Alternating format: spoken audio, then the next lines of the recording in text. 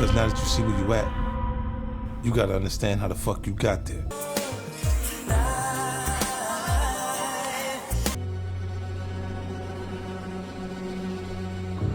Ain't my first time.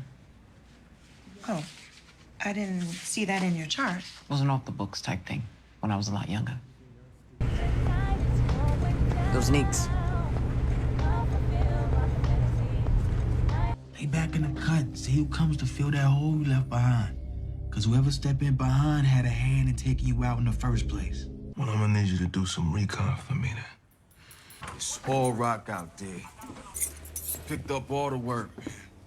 And she moving out of that old Chinese spot that she was fucking with, too. This bitch tell me she done.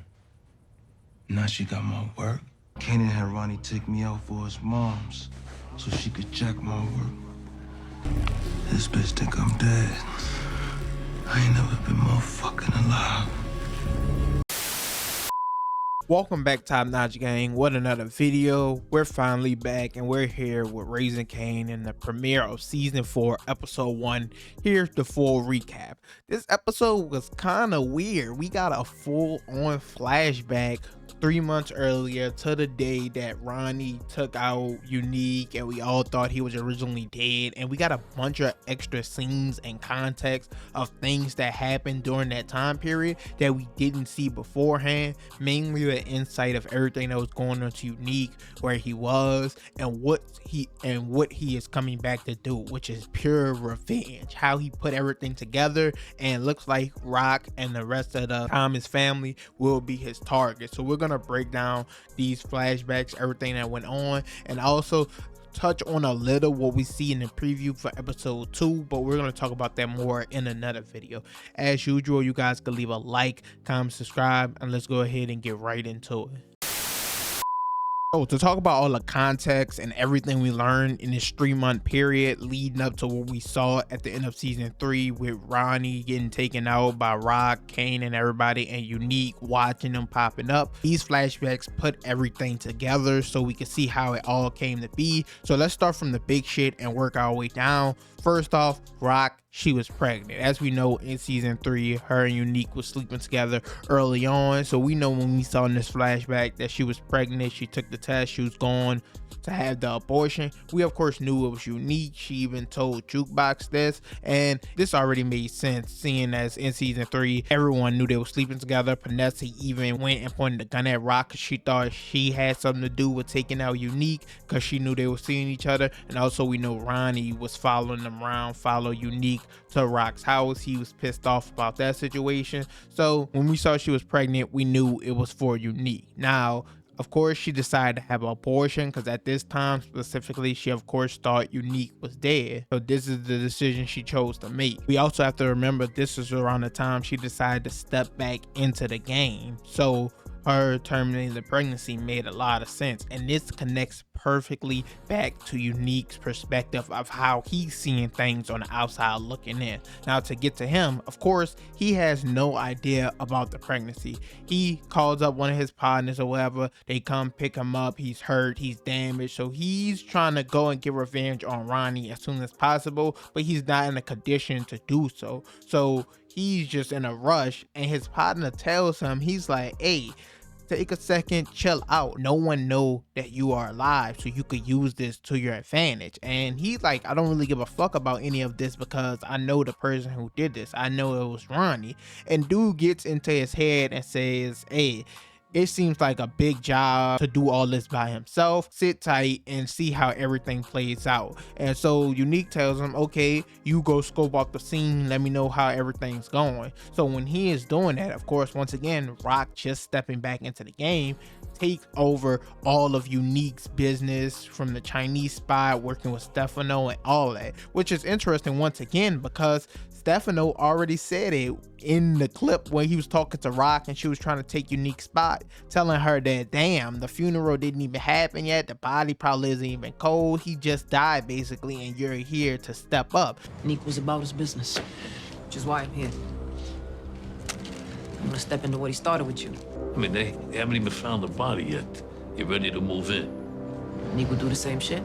So he was already questioning the situation, which is something to look out for when Unique comes back. Maybe have a conversation with him, make him pick a side. We'll see how that goes. But I mentioned all that because when the guy goes and scopes out the scene for Unique, does all the recon, when he comes back, of course, he lets him know that Rock took over all the Chinese spots and everything that he was doing. Talks about how Ronnie is now working with Kanan, and now Unique thinking, once again from the outside looking in, from his perspective, they set all this shit up, that they were working together the whole entire time to get him out the picture. And you kind of could see how he would think of all this, with, once again, Kanan being Rock's son, Ronnie being the one who beat the shit out of him, and now Rock is moving all his work, distributing it out of the same place as he was. Like, he set everything up and she kind of just swooped in and took it after saying and telling him that she was out the game. So now he thinks that they all put this plan in motion to get rid of him. We're gonna dive into this more in the episode 2 preview and breakdown video, probably tomorrow or Sunday, so be on the lookout for that. But this is why he makes the decision. He's gonna get revenge on the Thomas family. He's gonna make himself known that he's alive in the next episode, and that's why we can see him attacking the Chinese spots, because he know where they're moving the product. We also see him go into Kanan's apartment. We already had a leak screenshot and footage showing that was gonna happen. I talked about that in multiple videos in the past. So a lot of shit is gonna start taking place within the next episode, and it looks like we're done with the flashbacks. We're going straight forward from here on out. So that was the most interesting two things, with the Rock being pregnant and how Unique things actually went, how he think everyone set him up and wanted him off the chessboard. But we're gonna see how he reacts to all this going forward. Let's get into the other characters. So on to everyone else in the Thomas family and all the other characters. We'll start with Lou, because this is kind of dealing with Unique as well. We saw in the flashbacks with him, Unique actually came back and was about to kill him, was about to take him out. This was around the time when Lulu was off that Henny. He was tripping out of his mind. He was ready to die. So Unique was actually about to take that nigga out, but the white lady that owned the bar kind of was there. So Unique didn't want to leave a witness or didn't want to have to take her out too, so he left it be. But that's just something crazy to see, that he wanted revenge so bad that he was about to just go ahead, get it early, get rid of my boy Lulu, even though he's been tripping. That's just a crazy scene that we saw. Also, we saw that I believe Famous sister returned and had a conversation with Lou as well about him working at the bar now, about her moving away and everything like that. It wasn't really that important. I don't think she's gonna stick around any longer, but it was just an added scene for Lou and his character development. You know, we saw at the end of season 3, he's in rehab. He tried to off himself in there. We're gonna see what his storyline is gonna be going forward now that all the flashbacks and everything is finished. But that's what happened with him. On the Marvin side of things, Stefano actually hired him to do another mission, basically to Stefano's daughter's husband was cheating on her, so he just wanted Marvin to scare him straight, basically. A little small mission, but Marvin went ahead and did it, said he didn't need Rock's permission, whatever, and Stefano basically owes him one in the future. So maybe that's gonna come back up and play a part in this beef and war with Unique.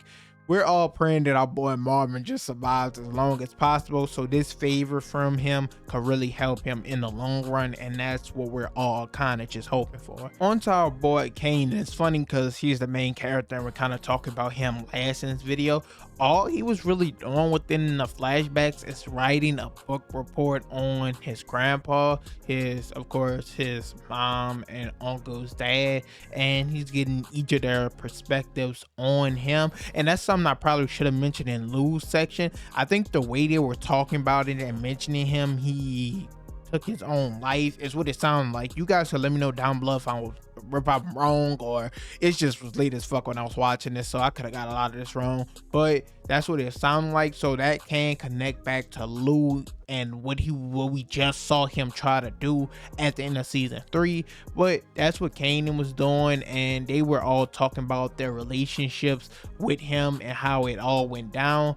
But mainly him and his grandma within this episode. He went to visit her, and then later on he found out that she of course has cancer, and she asked him not to tell the rest of the family because she don't want them trying to reconciliate with her or fix their problems, talk it all out.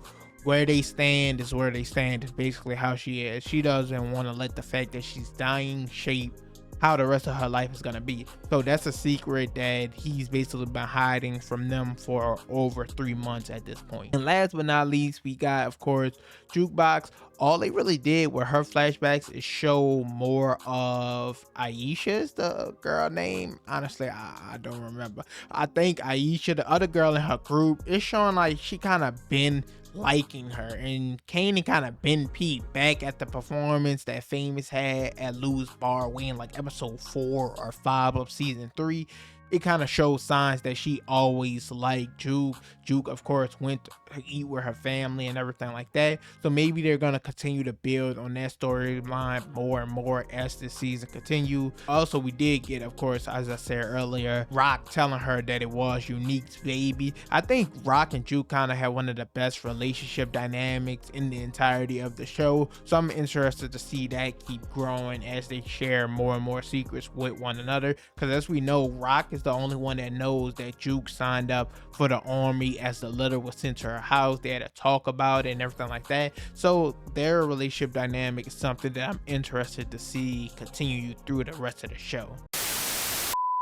Overall though, that's it for the premiere of season 4. It was mainly just the flashbacks, but it was setting up what really was going on with Unique most of all, and how he's about to turn up come this next episode. Like I said, that preview for that episode looks crazy. We're gonna be breaking that down. Expect a video either Saturday or Sunday, definitely this weekend though. Let me know what else you want to see video on. As usual, you guys could tell me what you thought of this episode. Leave a like, comment, subscribe, and I'm out.